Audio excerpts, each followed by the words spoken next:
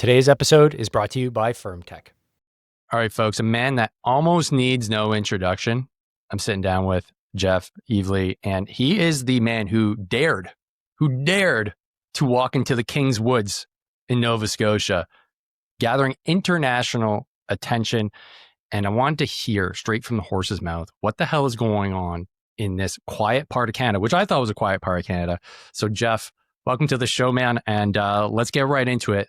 How are you under the King's rule in Nova Scotia right now? It's pretty unbearable, but at the same time, I'm having some fun with it. I think that is key. That was actually probably the first lesson I learned in Afghanistan, was that humor is a coping strategy for humans. And the only thing blacker than Carney's heart is a soldier's humor. I'm sure you know what I'm talking about there, Dave. Like, it gets pretty dark when you're in a war zone. And, I try to apply that lesson, I guess, in my activities nowadays. And I've been having a lot of fun, actually, just mocking these tyrants. And it seems like the more I mock them, the funnier they get, the more ridiculous they get. Hopefully, maybe I can capture the lessons learned from this experience and, formulate them into an SOP for the next time the specter of global tyranny looms large. So you're acting as the jester in the King's court. Now, as we all know throughout history, mockery is typically the first thing to go in a totalitarian regime. Can't be accepted, right? Because it exposes the flaws and exposes your inability to, I guess, fulfill the will of the people. So let's get into what the story is for folks that are like, okay, clearly we know something's going on, like Jeffrey doing that. What is it exactly that we're talking about here, where we're mocking the political leader in Nova Scotia and walking into the woods? What's the story here, Jeff, so that folks can get up to speed if they're not tracking? Well, I guess if I'm going to start from the beginning, I would have to back it up to 2023 during the Nova Scotia wildfires. That was our worst wildfire season, like the biggest wildfire in Nova Scotia history was the Barrington wildfire during that time. And at that time, they imposed a blanket woods ban for all of Nova Scotia, while I'm sitting out here in Cape Breton, and there were no active fires anywhere on the island. There were plenty of places in Nova Scotia where there were no woods on fire. So they imposed that blanket ban, and I thought that was an overreach at that time. So I submitted a judicial review to the Nova Scotia Supreme Court. And the Crown, of course, argued that the point was moot since the ban had been lifted by the time it got to court. And the court declined to award me standing. I argued private interest standing and public interest standing. Basically, it came down to I'm not a lawyer or a civil rights group, so I can't file something in the public interest. And when it came to my private interest, they said that I hadn't been fined, so I didn't have a private interest either. And I can remember standing there in court at that time, and I said that such a requirement was Kafkaesque, as in Stalinist, as in I should not have to commit the act of hiking in order to find out whether it is legal.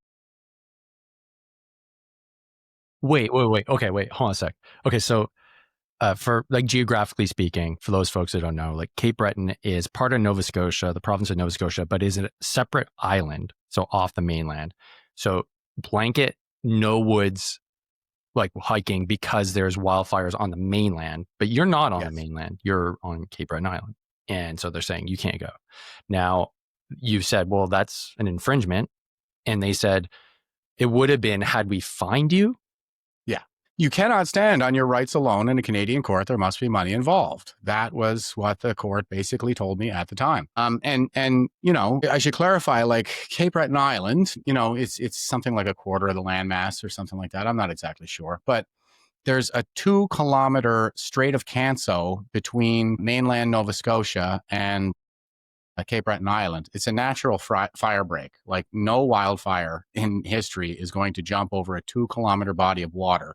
It's part of the ocean, to come onto Cape Breton Island. So, and just to really drive home how absurd this ban is, well, this time around, I did a video where I went around the park by my house where I walk my dog every day. And I took some shots like this trail is the woods. This trail is not the woods, because they were taping off trails gravel trails, groomed gravel trails that are maintained by, seasonal park workers. They were banning us from going there. So, people are saying, well, you could stay out of the forest for a little while. That setting aside the matter of principle that you're obviously trying to, obfuscate here, the matter of like the rule of law and our charter rights, setting that aside for a second here, we're not talking about just like the deep woods in the forest. We're talking about gravel paths by my house that I was not allowed to walk down because apparently my sneakers are considered a fire hazard here in Nova Scotia. Okay, wait. Okay, now we're stepping into the absurd, no pun intended. Okay. Can you explain the rationale right now for the premier to say you can't even go into the woods? It's not like, hey, you can't start fires. Like, we all know when you go hiking, there is that big sign, if you're a hiker, and what's the fire risk? If it's elevated, it's like, well, dude, you're not starting a fire. Like, we get that, right? You don't start your fires because the embers could go and just light the whole thing on fire. That seems reasonable. But what is the extra little bit of now legislation or dictate that they've added that and the justification behind it? I don't understand how walking in the woods now creates fire. You're saying like, oh, the bottom of my shoe is going to create fire. Like, is that something that he literally said, or is that just something that's implied by their dictate? All right, guys, we need to talk about your dick. Not in a jokey locker room way, but in a life-saving way. You see, erectile dysfunction isn't just a bedroom issue. It's one of the earliest warning signs of cardiovascular disease. And veterans, we're at a higher risk than civilians. TBIs, stress, meds, pain, poor sleep, you name it. That's where Firmtech comes in. They make the world's first smart erection ring, and it's kind of a game changer. It's called the Tech Ring, and you wear it overnight while you sleep, and it tracks your nocturnal erections. That's right, real data right to your phone. Wondering what meds, supplements, or diet changes actually work? Now you'll actually know, because when you track it, you can hack it. Discreet, easy to use. You can even wear it during sex to enhance your intimate moments with the missus. They call it the dick bit, and yeah, it actually works. In fact, rings are more effective than pills that you'll get from the VA. And Firmtech's Tech Ring, it's research proven, effective, safe, no side effects, just results. So if you're serious about your health and your performance and maybe a few better rolls in the hay, resolve in 2025 to put a ring on it. No shame in that game, sir. Use code DMorrow at checkout for 15% off your first purchase. Link is in the description.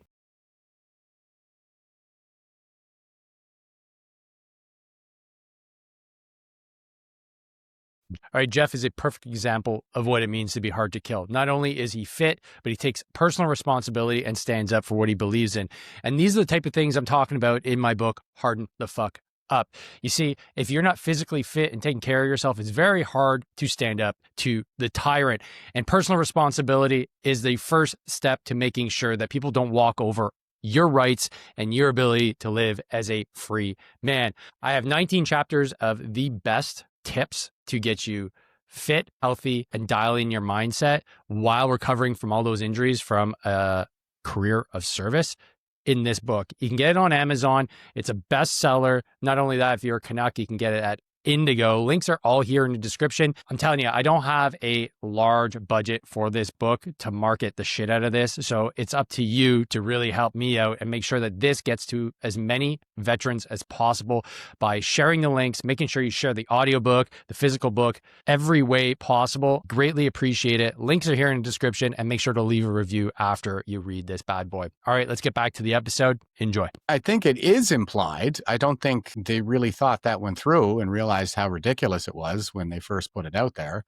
I think we're talking about some squishy and fearful bureaucrats advising the premier, who apparently is still rattled from the 2023 experience with the wildfires. And they're all just coming in with the iron fist and clamping down as hard as they can because they're panicked and they don't really know what to do. They've absolutely gutted the fire services out here. Like, all the fire watchtowers were taken down a while ago. They opted not to get fixed wing water bombers. They got a bunch of choppers instead. and not even a bunch. They had 4 choppers and only 2 pilots. And one of those pilots went down in one of those choppers this year. And I think he's still in hospital. He's stable. Like he's going to make it. He's going to be okay. But it looks like his flying days are over. Mad respect to all first responders. Of course, they take some very serious risks on behalf of the rest of us, but they're not being supported by the province. They're not resourced. Sound familiar, Dave? I bet it does. Yeah. So they're put at this like exacerbated risk. He's going to need crew rest. There's going to be maintenance periods for these aircraft. They only have 1 pilot and 3 aircraft right now.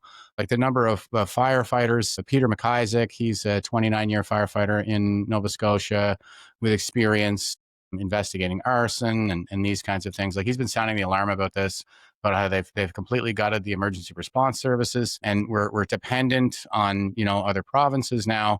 And now, like, other provinces have fires too. So they've made this situation completely unmanageable, and their failure to manage constitutes an emergency on the part of the rest of us. Do you feel that there's some foul play going on here? Like this is like a managed form of decline where you clearly know you need to put the resources to fire prevention and forest management. And also on top of that, it's an important resource. Canada is just flush with trees. Like our forestry industry is a big resource. You'd think that you'd want to ensure that people can enjoy it, but also you can use it for industrial needs. It sounds like that seems very, I mean, in terms of budget, right?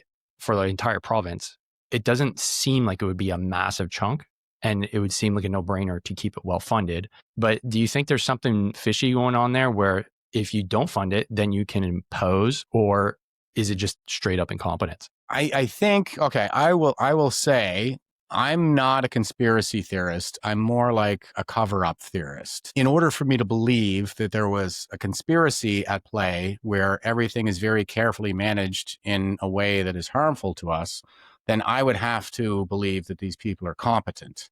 And I see absolutely no evidence of that whatsoever. That's the important part of a conspiracy. You need to be competent. Yes. That's always the thing. That's what I always say. I would have to believe that people are generally competent. I just don't believe that they're sufficiently competent to pull off conspiracies. They will try, but it's right in your face when they do try. It's very obvious. And I believe in corruption for sure, and I believe in ineptitude for sure. And just in my 20 years of experience serving in Canada's military, that was what I saw. Is the cover up is always for the purpose of covering up the ineptitude and the corruption. So I think a lot of the mismanagement that led us to this place right now, instead of owning it and taking accountability, they're blaming the rest of us. Like Sean Fraser during the 2023 wildfires got up and had a man period in the House of Commons there, saying that it was all because we didn't pay enough carbon tax and shame on us for driving our cars. They didn't lean into that narrative this time. That's good. I think that's progress. They're not running around going climate change and carbon tax and all this stuff because the woods are on fire this time. Because last time it turned out to be arson after they did that. And this time around, I can see like the people are just going at Tim Houston, the premier, on his social media, and they're all screaming arson, arson, arson. And there was the, there have already been a couple of big fires where pretty suspicious circumstances are at play. They didn't tell the homeless encampments that they had to pack up and get out of the woods. They're pretty clearly going to be bringing incendiary devices and this kind of thing, the means of starting a fire with them and probably having fires. So it's a very incoherent response that's given people a lot of COVID vibes, especially when they start putting the yellow tape up over the trails. And it's like, what's next? Are they going to put arrows on the trail? If you walk this way, you won't start a fire. And if you walk that way, you will. You need to be 6 feet apart from each other in the woods at all times. Like I call it the tyranny of the soccer mom, because I used to be a high school teacher after I got back from Afghanistan. Oh, yeah. And there's something that I noticed, that helicopter parenting has blossomed, like mushroom clouded into all things, because it's almost hard to fight back against, because it always comes from a place of compassion and empathy. It's like, yeah, but my kid should have some extra time. Like he's struggling. It's like, yeah, okay, yeah, that makes sense. Yeah, definitely should. It's like, yeah, we should definitely make sure that, the safety of the children is important. But yeah, you're right. Safety of the children is really important. what do we do to ensure that safety? Well, there's that COVID going around. We might as well put on a mask. Yeah, okay, sure. It's like, maybe we should stay away from each other. Yeah, okay. And then you just see that slow creep. It's that slow creep that never ends. And that's what I've deemed. I'm writing a piece on it because it just seems like the tolerance for risk is zero. And yourself, myself, being soldiers, our whole job was risk. And then to come back to a society, and even in the military, like the CAF is so risk averse, it almost made me puke, right? So you go, but hold on a second, like our job is dangerous. We know that, like we're not dumb. So let's go do the dangerous thing. And then you come back and it's like even more, but on crack. But in your case, like you want to push back. So I saw the video. You're like, all right, stepping into the woods. And there's what? Is that a police officer or parks ranger that was like, hey, all right, you're in the woods. Like it was so farcical. It was, you should have put like Benny Hill music to it because like seriously, like you just literally like stepped into the woods. I think it was close to your house. And they're like, yep, here you go, 28,000. And you're very polite about it. You're like, yep, okay, thanks. Okay, cool. Yeah. Oh, there's tax on that too? Okay, right on. So of course, it's Canada's tax surcharge. What was that experience like? Did you like call them up and you're like, hey guys, Yes. like I'm going into my woods, like I'm filming. They're like, what was that interaction like? So I did 2 videos that went viral. Like the first one, I think is about 900,000 views. So that's basically Canadian viral. I think 1 million is technically viral, but that's more like an American standard. So the first one that I did, I just kind of went around mocking the tape that they put up in the park. Now I did that because that was the first day that I showed up in the park and I saw the tape. I was actually like fuming. And I knew because of my experience in 2023 and with the judge telling me that I couldn't have standing without the fine, that this time I had to go get fined. And I'm just like, oh my God, like would these people stop already? Like it's just, it never ends. So I was not in a very good place when I first started filming in the first video, but I just kind of goofed around. Like I said, like humor is a coping strategy. And I wanted to make sure that I kind of, dialed it back a little bit, brought the temperature down, just my own internal temperature. And I could go into this situation where I knew I was going to have to deal with a confrontation with these conservation officers. And I knew I had to be able to kind of keep it together and be really cool and collected in there. So I did that. And then I called Department of Natural Resources and I spoke to the supervisor and I explained my situation. I said, I have to get one of these fines so I can challenge this in court. So I'm going to come down to your office and make it real easy for you guys. When would be a good time to do that? And so he told me to come in at 4:00 and I was like, all right. So I made an appointment to go to their office to get a $28,872.50 fine. And then we went out back of the office where it's on Mountain Road in Coxie. It's on a mountain. The whole place is woods. Nova Scotia is the woods. Yes. You idiots. Not the conservation guys. Like, I think they know what's up, but I mean like our leadership. And anyway, and yeah, I mean, if you've seen the video, then I'm just saying to the guys, okay, so you said you're going to double my fine, $50,000. I'm going to go down into these woods now. And then I went and walked in the woods and, we went back and I waited for them to do the paperwork and I kind of chit-chatted for a while. I cut all that stuff out of the video, of course, but they were pretty good. I think a little bit of professional courtesy really went a long way. Now is a good time, I think, in the freedom movement or whatever we're calling it now, to really bring the temperature down and, professionalize the movement a little bit. We should be taking these people to court. And that's what I'm trying to do is I'm trying to drag them into court, make them answer for these decisions in a meaningful way. I think it went well. The guys, they handled it well. I think they gave me a little bit of pushback initially with the threat to double the fine, but I expected that. That's what their superiors are expecting of them, to deter me. And ultimately, like once we kind of got it all done, like we were just chit chatting and, this guy in the neighborhood, that guy in the neighborhood, and who's your father? And, oh yeah, that's somebody else's brother, and stuff like small town chit chat. And they're just a bunch of good old East Coast boys at the end of the day in a pretty tough spot. I don't think that they relish in the idea of giving me that fine. So I try to cut them as much slack as I can. And, we'll go easy on the little guy. And, I'm going after the big fish. I told him in the video, I said, I just want a piece of Tim Houston. I don't want to make trouble for you guys. So I don't take it personally. And they didn't. Actually, I saw one of them, the guy who threatened to to double my fine to $50,000.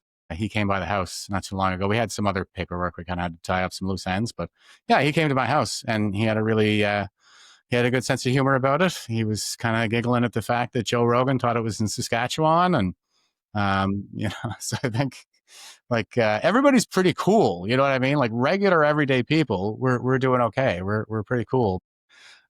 That paternalism that you mentioned is really strong in the leadership class right now. I called it the paternalism of the guilty conscience. It's central to the essence of totalitarianism, and that was what we saw, I think, with them changing their story, perhaps in response to my mockery. I don't know. I don't want to pat myself on the back too hard, but it did seem like they changed the story a couple of times. And Tim Houston even said, okay, yeah, we know sneakers don't cause fire, but would you want to get trapped in a wildfire? I mean, nobody wants that. Well, didn't they also, this is like the week after they made their declaration. I think the week after you mocked them by stepping into the woods, it's like they started changing the tune to, well, you could potentially break your leg and then we have to send in search and rescue. I was like, but hold on a sec, that's not the same argument. And the potential for injury or harm is ubiquitous. That's just life. So is the implication that you better just sit at home and not do anything? Because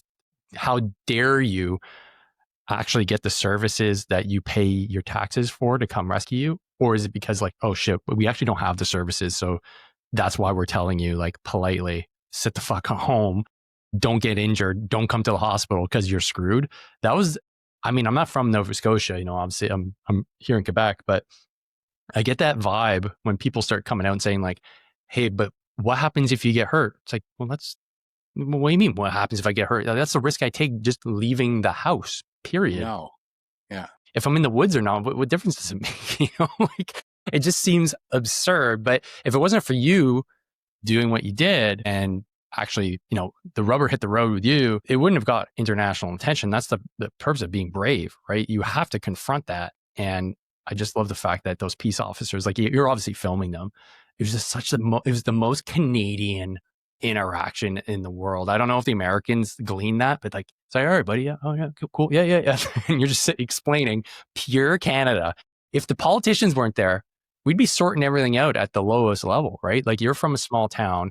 I'm from the suburbs here in Montreal, but like ultimately it all comes down to just having a conversation, being like, wait, this doesn't make any sense. Yeah. Okay. Well, you're not going to start any fires in the woods. No, I've been in the woods a million times. I've never randomly, spontaneously combusted anything in my life. And so to have somebody just say like, no, you can't go. And it was for everything, right? Like fishing, like it wasn't just like walking in the woods. It's like, but how do, okay. So Jeff, here's my question. If you live in the woods, did they have to come up with some bureaucratic process? Because there's a lot of people that have they're like in Nova Scotia, like people live in the woods. Yeah. So are you breaking the law just by living in your house? Well, how did they justify that? Well, they can't. They try, but they can't they really criminalized justify. Everybody that has a lake cabin, like in the woods. I don't get it. Well, and that is the thing. That's kind of the point of the first video where I'm saying this is the woods and this is not the woods. Nova Scotia is the woods. Yeah, it's pretty and much that's why we live here. Like we want to live in the woods. We want to go in there all the time. And absolutely people live in the woods. My friend Darlene LeBlanc, who's my favorite boomer. I have to give her the shout out every time. She did a little video on her property. Like she lives in, I live in a suburb really, but she lives in the country. So, I mean, she has basically just enough land cleared for her, her mobile home and some gardening, but she has 10 acres and she has water on the property and everything. And so what they said is if you own the woods, then you can go in the woods. But if you have company that are with you while they're in the woods, we're going to show up and we're going to fine everybody who doesn't own the woods for creating the fire hazard. But yeah, if you own it, then I guess the fire hazard is mitigated. Did they say like, oh, but you can have company as long as they're in your like pod? Because I've heard this before. It's like, yeah, it's my mom and dad. That's acceptable. Friends, no. It's like, yeah, but they help me with. Oh, okay, they help you with something. Okay, that's acceptable. Like that's where the totalitarians and the bureaucrats, they get like wet dreams over this shit. They're like, oh my God, we can make more rules. Oh, we can make more rules. I know. And start separating people into classes of essential and non-essential. Man, I can't believe we went down that road for such a long period of time. And so, touching on the convoy, you were instrumental in that whole pushback. And one of the reasons why I actually went, because I didn't realize there was like a veteran push. Fucking right. Like I was like, nice. Because I thought it was just solo, getting my YouTube channel shut down. We're talking about this stuff because I had no contact with anybody else really outside of my own little bubble. No, I guess that phrase is stuck in my bubble. But I went down to Ottawa and I was like, I'm like, there's a contingency here. This is awesome. So you have a history of pushing back against totalitarianism. Is that, you think, just because of who you are and how you grew up, or is there something there that you learned in the military that really influences your aversion to having somebody at the political level basically stomp all over what you perceive to be your like God-given rights?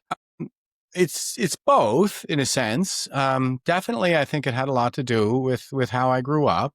We went to Remembrance Day all the time, and we would hear all about these acts of these harrowing experiences that veterans had serving in the world wars. At that time, there would have been World War I veterans, still alive too. So we heard a lot about that, and I can remember being very young, like grade one, and teachers, the GI generation teachers, just like scorning me, that I didn't know how good I had it, and you don't know what people have been through to provide you with this life. And they would even say, you're going to have to do it at some point in your lifetime too. The time is going to come when you're going to have to rise up. And I was like, these people are crazy. Like I didn't think much about it.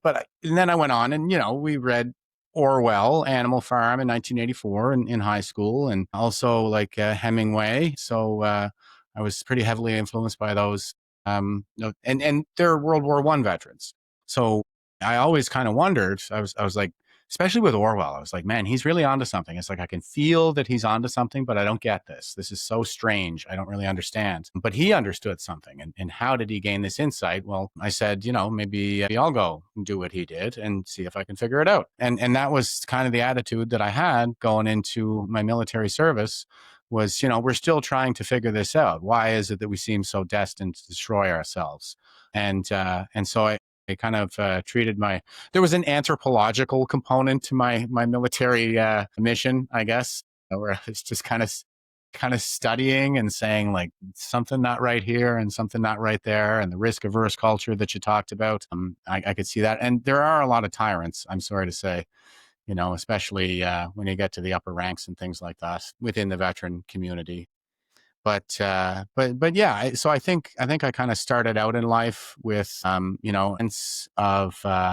sense of the fact that the only thing required for evil to succeed in the world is for good men to do nothing. And I just kind of honed that sense to the point now where it's like I can spot a tyrant a mile away. And hey, I've been standing on guard for thee my whole life. I don't really know how to do anything else. So might as well take that sense and take that skill set and put it into something good.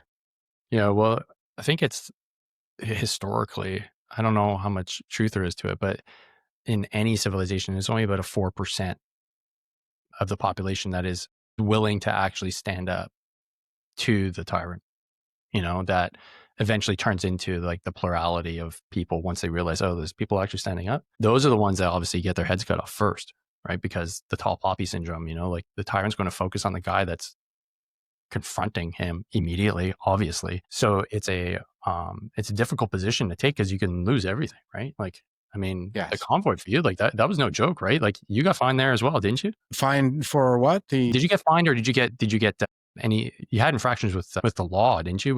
With Ottawa police during the convoy? Yeah. So before the convoy, I wouldn't wear a mask. I got refused service at the Legion, and you may have seen I was wearing a red hat for a couple of years there. The Legion hat that said "Lest we forget." I took a black permanent marker and crossed out "Lest," so it just says "We forget." And I put some pins on it from different experiences in my service and stuff like that. And I just went out with that hat on, with no mask on, waiting to be confronted. And I would do the same thing, basically. I would just keep it calm and cool and collected. And But the police would confront me and they'd be saying like, "Are you vaccinated?" And I'd be like, "Is that any of your business? Do you, do you have a right to my private medical information?" There was one guy I was at the liquor store buying weed because that was my prescription, but I hadn't been all set up with Veterans Affairs yet at that point. But I was getting kicked out because I wouldn't put my mask on. And the guy was like, "Are you vaccinated?" And I was like, that's private medical information. He's like, "Well, it's just a question." I said, "Would you ask any of these nice ladies how many abortions they've had?" He was like, no. I was like, "No, you wouldn't, would you? Because that's private medical information, right? And we don't release people's private medical information because we don't want them to face discrimination in our society, right?" So I kind of just tried to, turn people in a way, like right there in the moment, one individual, one-on-one, stuff like this. And I got arrested a couple of times. I got charged with mischief and obstructing the first time. I submitted a charter application, a charter defense that I drafted myself. And when I showed up in court, the judge was like, "Well, none of the witnesses showed up. So not the store owners, not the cops, nobody showed up in court. So case dismissed." And the next one, I got a $2,700 fine for not wearing my mask. And I did the same thing. And then 2 days before my day in court, the Crown said, "Okay, we're withdrawing the charges now." I went to when the convoy spun up. I was doing all that, dealing with all that stuff, and then the convoy spun up, and I was like, "Well, I know where I need to be." So I went to the convoy. Eventually, got my throat squeezed and my face punched and thrown in jail while I was just like there with my war medals and everything on my chest. But I got mischief and obstructing for that, and they barred me from the red zone, which was the downtown core, and I went back for Rolling Thunder in April, but apparently the red zone was still in effect. I mean, I knew it was. I knew what I was doing. So they came out and arrested me again at Rolling Thunder, and I think they're still holding $5,000 bail. Actually, I never did get that back for that one, and I got charged with a breach of my undertaking for that one. And I was eventually convicted. I pled guilty to the breach because I was like, yeah, I knew that. The other two, they did find me guilty. We tried to appeal. They said no. So it looks like we're going to be trying for the Supreme Court now. And while we were doing that, I went out and got this new $28,872.50 fine for walking into the fucking woods. Shit magnet. You're a shit magnet. I filed 10 grievances in my 20-year military career. Did any of them get resolved? Because some of them are still on the CDS's desk from like 18 years ago. Is one of them yours? From 5 years ago, yeah. From 2021, I filed 2 while I was on my way out the door. Just atrocious, like just right up until the bitter end, man. Fighting the chain of command to just behave themselves right up until the bitter end. But those don't even have an initial authority assigned to them yet. And I send regular follow-ups, like every few months. I send it back to Shotgun Blast for everybody at the directorate there. Like, "Hey, you guys going to do anything with this? You like blew your deadline 3.5 years ago." So, and it's gone nowhere. No, I mean, Canada has a tyrant problem. Yeah, Big time. We don't want to accept it because we're Canadian. Because for the same reason why we just said, well, yeah, typical Canadian interactions, like, buddy, let's sort this out. We assume that everything will kind of sort itself out at all levels, cordially and politely. That's the way I see it. But in reality, no, these people are fucking assholes. They know exactly what they're doing because they have no oversight. CDS, the Prime Minister, all of them, they have zero oversight. The only possible way that anything can be overthrown is if there's a popular uprising, which is why they freaked the fuck out during the convoy, in my opinion, because they're like, this is the only way that anything's going to change. And they had in their mind that we were going to overthrow the government, which wasn't the point at all. But they know how badly they've been fucking up. This is my opinion, obviously. They know how badly they've been fucking up. And they're like, oh shit, obviously they're going to revolt. I'm sure that's what they were thinking because they're like, we can't keep this going on. They're going to it's going to be like a French Revolution style thing. And that's why they were saying like January 6th, January 6th, January 6th. I'm like, January 6th. I'm like, that has no bearing on our society. We just want you to say, okay, we're done. Okay, the stupidity is over. Like, I want to get back to my life. But they were like, no, it's an overthrow. And I think that's why. I think they know because they've been just stomping over the charter is a joke. Like, let's be honest. Yeah. Oh, it's being treated as a joke. Yeah. And here I am trying to stand on that piece of paper again. And I guess I think conditions are a bit different this time around because it's just Nova Scotia. It's not the whole world. that have been affected by this. And that was a big part of why I went so public with it is, these people are so hubristic and so narcissistic. They cannot see themselves. They can't see how just absolutely odious and they're scaring everybody all the time. They're terrorizing us. They wouldn't say it like that. They would say that, they care so much that we might break our leg in the woods. But, and that's that kind of paternalism of the guilty mind that I was just talking about. But yeah, I mean, they're image obsessed and they're the good guys in their own stories. So I went very public as I could get it, as international as I could get it. So my hope is that once these idiots see how absolutely horrified the rest of the world is at their reprehensible conduct towards their citizens, then maybe they'll think twice. Maybe they're like, oh, no, wait, that's not me. I'm not really a tyrant. Look how nice I'm being now. See, I'm being good now. But only time will tell. And like you said, I think they haven't been kind of walking things back and having to do a little bit of a tap dance because of this. So we'll see. Well, one of the things that kind of troubles me is that I think the majority of our politicians, like you're well read. The fact that you just quoted Animal Farm in 1984, solid. And your reasons for joining the military, like you said, were anthropological. I was the same way too. I like to read. And for me, joining the military was almost like Hemingway-esque. I didn't have to go to Afghanistan. I volunteered to go. Why did I want to go to war? My friends are like, why do you want to go? You don't have to go. I'm like, no. I have to go. I have to this is important for me. This is my quest. Me too. Yeah. And I had to see it firsthand and experience the emotions, because then that put everything in context. All the books that I read, to put it in context. Oh, okay. And then seeing everything that was playing out, that's tyrannical behavior. I don't think our politicians have the first idea what tyrannical behavior looks like. I think they're in a black box with their sycophants all around them and their social media handles. Yeah, I truly believe that they think that they're doing a good job and that they're out for the people.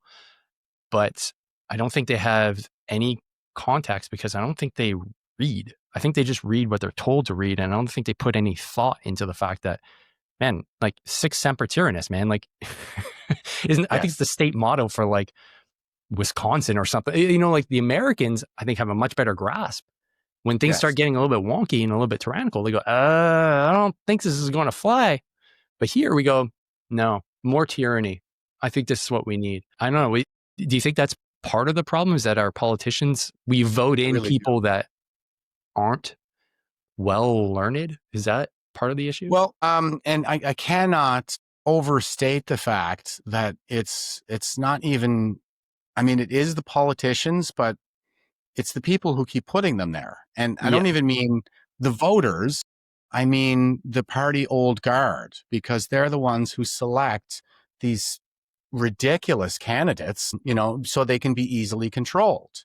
And so what we have, like, look at these idiots that they're putting in. It's so embarrassing looking at some of our politicians, and they're selecting. Have you seen the Veterans Affairs Minister? Sorry to cut you off there. Have you seen the Veterans Affairs Minister? Oh, who is it now? Jill McKnight. Sorry. My God. Yeah, I don't know who that is. She's the first time MP from BC. Yeah. She ran a women's clothing store.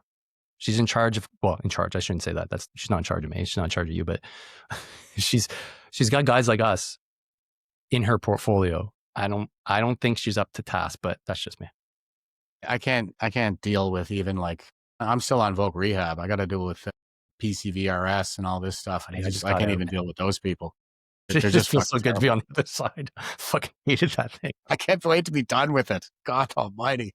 Just let me go. But they're just so terrible. But I'm very dissatisfied. I must say, I'm terribly dissatisfied with everything that they have not done since my release. But okay, but setting that aside, so we have all these ridiculous people for politicians, because the old guard of the party. I mean, we went through this whole thing with the Conservative Party. They're not really conservative and all this stuff, where they were trying to get their Justin Bluto. Like first it was Blandrew Scheer, and then it was Blandrew Scheer without the dimples. Aaron O'Toole is a footnote in Canadian political history, if there ever was one. And it looks like they're finally going to give Pierre a chance. Now, don't get me started on that guy. I got some background info on him, that he's an absolute snake.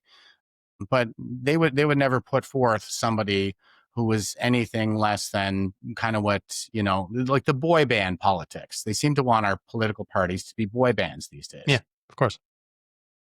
And it's also the senior bureaucrats. Like, it's the people running our institutions. Justin Trudeau was always fond of saying, we're following the advice of the professional public service. So, and it really was the health officers who tyrannized us. Now, these weak politicians that were put in place by the old party guard absconded their own responsibility to lead, and said, Doug Ford said, oh no, I'm not going against a public health officer. I might as well just tie a rope around my neck. That'd be the end of my political career. So like, it was these bureaucrats who were de facto tyrannizing us the whole time. And the post office collapsed at one point. Like, Justin Trudeau didn't have anything to do with that. That thing was set up 150 years ago and has been running like clockwork ever since. They just forgot about it. For some reason, the people in charge were not doing their jobs, is why. And we see the same thing with forestry here in Nova Scotia with the Department of Natural Resources. Like, they're not doing their jobs. They're not managing anything. They have their priorities completely screwed up. And this leads to a lot of conspiratorial thinking. I think they really believe a lot of the climate change stuff. And they spend a hell of a lot more money on these left-wing programs, these ideological pursuits, than they do on forestry, for example. Like, it makes up less than a percentage point of the budget. I can't remember the exact numbers right now, but it's a ridiculously small number. We spend about 78 times the amount of money servicing the interest on Nova Scotia's debt as we do on preventing wildfires. So mismanagement across the board, the ineptitude, the corruption, the ideological disposition, all of these things are kind of confluencing together, I think, in a way that creates a perfect storm for institutional collapse. And then the people who are supposed to be building these institutions to new heights and beyond, they're standing there looking for excuses. They're looking for ways to sweep it under the rug and skirt any responsibilities. So yeah, that's kind of what I'm seeing right now is, they're just so inept. And you know what? I didn't say anything about, you were talking about sort of the totalitarian impulse there too. They don't really face any adversity. A lot of these people have gone into the public service when they were young.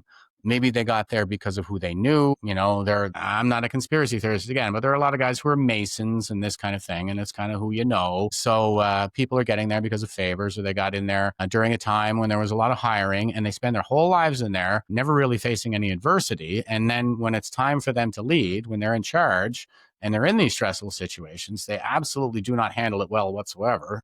Weak men bring hard times. And the narcissism that they've built up over the years of just sort of winning the battle of attrition in the public service, that must be really great because I keep getting promoted. It's not really, you're just lucky. And so they end up having this inflated sense of self-importance and competence. And it's like Solzhenitsyn said, like, the line between good and evil runs through the heart of every human.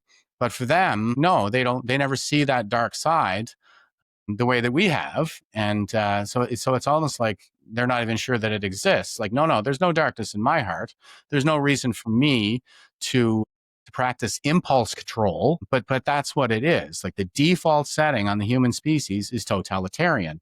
We're a social, hierarchical, dogmatic, and domineering primate. Look at the way other primates behave. They're brutally violent, and we are the most violent. So, that's what comes naturally to us. And, we're kind of taming ourselves over the ages, but the impulse is still there. The aggression, the libido, all of these things, like these are things that we need to constrain and practice discipline, and even in our thinking. So I see that impulse, that totalitarian impulse, really coming through with these people because they don't have any discipline. And I don't think they have any context. And the unfortunate reality is, you seem like you're a student of history.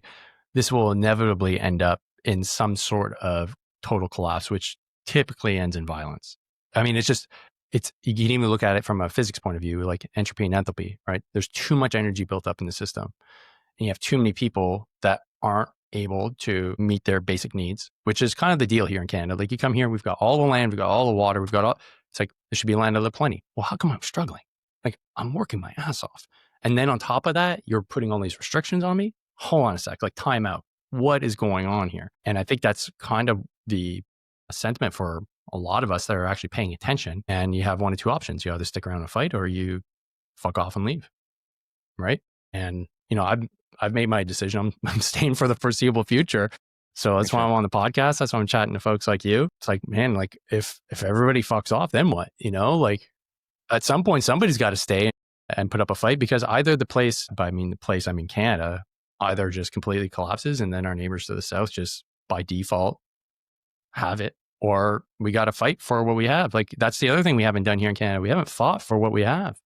No. We haven't had a revolution. We haven't had a civil war. I don't want either of those, but I want change. So I don't know how it comes about without something radical happening, because we're kind of stuck in this way of operating, which for 100+ years has worked really well, but it's not keeping pace with what we're going through now, man. Dude, we got AI.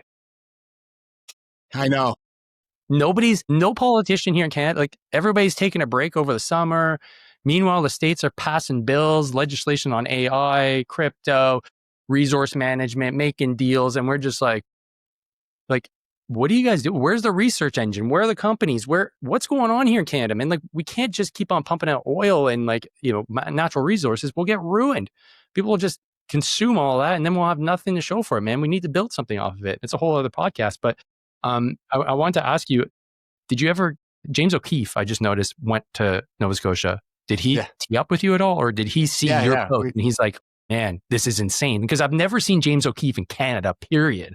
That was the first time for this. It means it's pretty serious. Yeah, that was the first time. And I couldn't believe it. But yeah, James O'Keefe was calling me up. That's wild, man.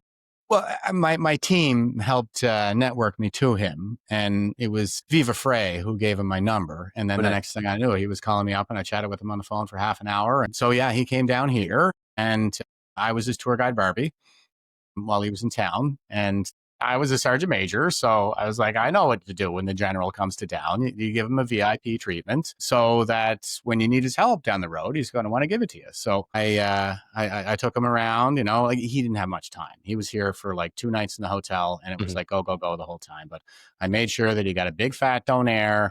He got lots of seafood, best steak in town. And then we went around the Cabot Trail, and I showed him all the spots that the tourists don't know about, as much as we could with the, the woods going on and stuff. But he didn't have much time again. He had to beeline it for the airport by the time we got to Shetty Camp. So, but yeah, he actually came down here, and I'm going down there. I'm going to go down to West Palm Beach, and we're going to do a full lake podcast in his on the 23rd of September. Yep. So keep an eye out for that. And dude, you're going to be on James O'Keefe's show? I'm going to be on as many shows as I can get. Well done, man. Bigger and better, as much attention as we can get. Enough is enough already. I just want to humiliate these people. They obviously have no shame. And that is what I am trying to do, is give them a sense of shame. So. Well, I mean, it really irks me that it takes the Americans to pay attention to our issues for the Canadians to actually pay attention. And they always say, like, elbows up. It's like, well, clearly you're ruled by the Americans, because until they say, we can bark up that tree at Canadian podcasters as much as we want. We can go protest. You don't care. You don't listen to us. But a guy like yourself will go down and talk to James O'Keefe because he gives a shit. A guy like Dallas will go and talk to Sean Ryan. And all of a sudden there's like cease and desist. Like, oh, you can't talk about. Why? It's only when you go on these large platforms, you have to shame them. And I hate that about Canadian politics. They don't just want to do the right thing. You have to shame them and back them into a corner for them to take any action whatsoever. And that's just the unfortunate reality of, our political climate here. But I'm glad you're going down, man. That's going to be huge. Yeah, it is. And yeah, you were just kind of making a pretty good compare and contrast between Canada and the United States. And that was something I said to James, because he asked me, we did like a little impromptu interview when he first got to the hotel, and we were just kind of sitting in the lobby together, and they're going to do like a little documentary kind of about me, I guess, but I think it's more like the podcast introduction for when I show up there. But yeah, he was basically like, what is it about Canadians? Why is everybody so compliant? And I said, well, we don't actually have like the heritage of the revolution. You guys have that heritage. And, we still have a king. He's still our head of state. Yep. So we were just kind of given permission to self-govern until the king withdraws it, I guess. But yeah, we never did that, and you guys did. Now, another thing about this, I think, is, when it was post-World War I, World War II era, like we had the same kind of upward ascension economically, the we're population neck and neck, boom. What's that? Neck and neck. neck and neck the whole time. But those people, like those war veterans, as you and I were saying, like the kinds of people who gained those insights into the human condition and really understood the totalitarian impulse, how to resist it, how special a thing it really is that we have here in North America in particular, compared to every other damn shithole country in the world. And so they had a lot of appreciation for that. They built, the modern era when they came back from World War II with more steel and concrete than any other generation in history. But those guys aren't around anymore. Like the GIs are gone. None of this stuff, they were the most powerful generation prior to the baby boomer generation at their retirement. They were the first generation of senior citizens, as in they stayed active politically. They were very civic minded. This is their legacy. Like they were never going to let it go to waste, but they're not here anymore. And, the baby boomer generation runs our institutions right now demographically. If you're kind of looking around at the lay of the land, all these public health officers who tyrannized us, like Dr. Strang and Tam and Bonnie Henry, it's them.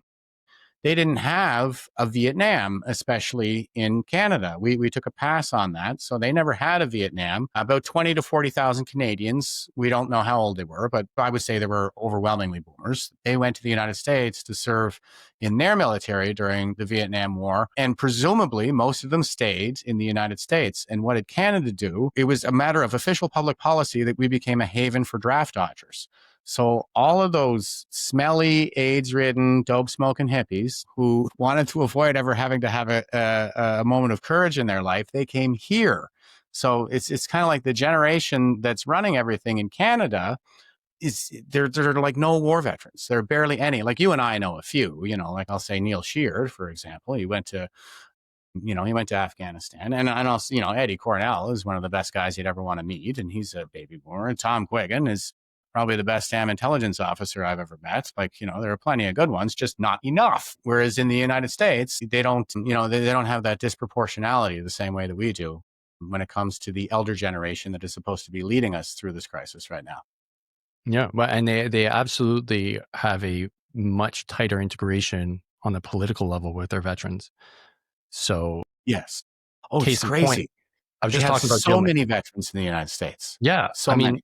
Jill McKnight, who I was just referencing as our VAC minister, I did a comparison between ours and the Americans and just did a side by side. Like one of these things, not like the other. Collins in the States, like he's an active member of the reserves still. He's been to combat. I believe he was a Padre or whatever they call him in the States. Nevertheless, he knows what military life is like and still serves. That's bananas, man. Like their top military advisor for Pete Hegseth, he was on my show, right? He was Lieutenant Colonel Scheller. He was kicked out of the Marines for speaking up. Like they reward you being an outcast. They reward you for speaking truth. They reward the military veteran for being the individual that is virtuous, right? And it's from senator to congressman to they're fully integrated. So they understand that this is an important part of our society. We need to integrate it more. But here, you get called a right-wing lunatic basically right off the get-go. You're like, dude, like James Topp, that was that was so disrespectful, man. Like they just came out right away. They said, oh, right-wing. You're implying that he's some kind, I don't want to say the word, but a German that puts his arm up a certain way, just based on the fact that he's against your government policies and dictates. It's very frustrating here because I've often thought, like, I like what you're doing. You're getting involved in politics because there's a quote from Socrates.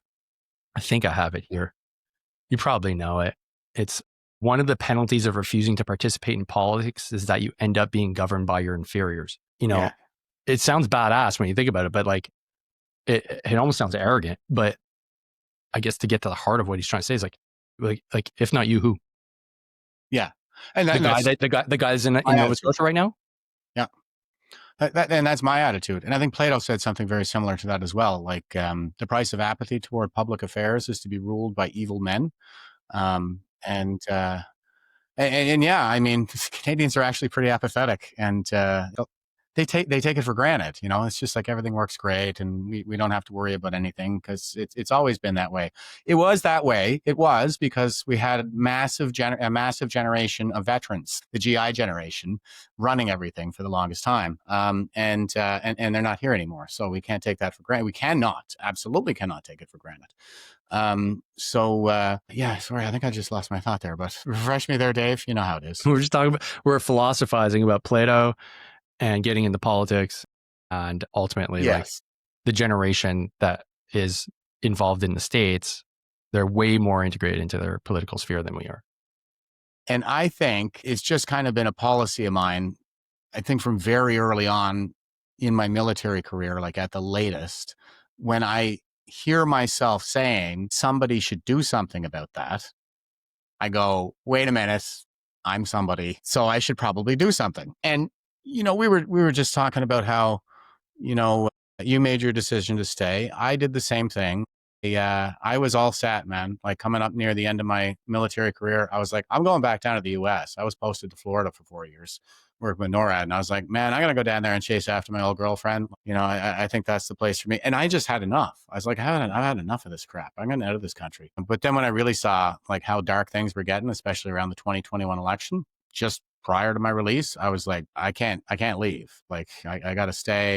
People, you know, like people that we served with are no longer with us for these freedoms. And we sing, we stand on guard for thee, like, because we understand that it's a call to vigilance, that if we're not vigilant, then we could let it all slip away. And I'll be damned if it's my generation, if we allow this to happen on our watch. So, you know, that was why I decided to stay and run for politics. Because these are the best solutions I can come up with right now. The battle space is in the courts right now. It was in the political sphere. That's where I was. It's basically just wherever the battle space is, that's where you'll find me. On that note, Jeff, I think that's a great place to wrap it up in terms of being vigilant and taking our country seriously. Honestly, it's a little bit of seriousness can go a long way. And to make sure that we hold people accountable, hold ourselves accountable, that's ultimately what we need, man. Like none of this, well, it's the minister's fault. Oh, well, it's this minister's fault. Like, no. The buck's got to stop somewhere. And ultimately, personal responsibility is one of the most important things that we can try to bring back in our society. And I know there's not many of us, Jeff, in terms of veterans that are still kicking ass and taking names. My friend actually just did the numbers. We're part of a 0.04% of Canadians that were like in an active war zone, which is scarily low.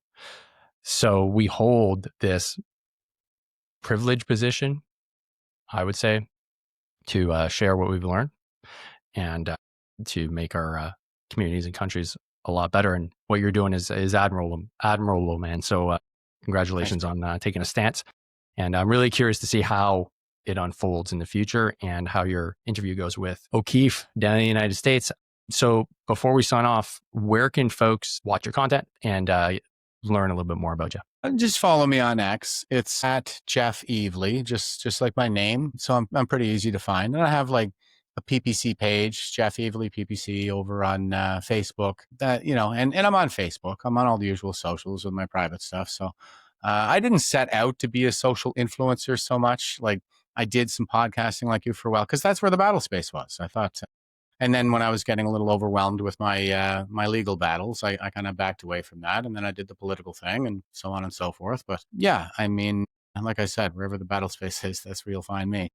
Right on. Any last words of wisdom before we sign off? You know, I think this is just our time. It's like I said when I was talking about my experience growing up. Like I was in the first grade and these GIs were telling me that someday I was going to have to stand up to. And, you know, we as a species, the human race, we struggle with totalitarianism. We go through these periods of increased totalitarianism where, you know, it's not a steady march into the future. It's not a linear trajectory. We fall back here and there. And it takes people standing up and, you know, willing to make a self-sacrifice, willing to step into the breach like that. It takes that kind of vigilance that we were just talking about to get that pendulum to swing back, you know, in the other direction. So a lot of people like are pretty doom and gloom right now. I am probably less so. I think that We are seeing the shift already. We're probably not we're not out of the woods yet. It's going to take a few more years, but no war is won in a single battle. We need to think strategically. It's a big, heavy ship. Doesn't turn on a dime, but in the aggregate over time, as the winds keep piling up, it will steer back onto course gradually. So if we're looking into the 2030s, early 20s, I think are looking like we could go back on the upswing. We could have Canada back and in a big way, but it's a matter of being strategic, and we gotta keep our cool and be pros about this. I agree. Well said, Jeff. And shout out to the Veterans for Freedom. My flag flies proudly in my neighborhood. I got egg all over my shirt this morning because I was going to wear it on the show. So I couldn't swear my for our shirt. But thanks, Jeff, for everything that you're doing right now. And folks, don't forget to train hard, fight easy. We'll see you on the next one. Peace.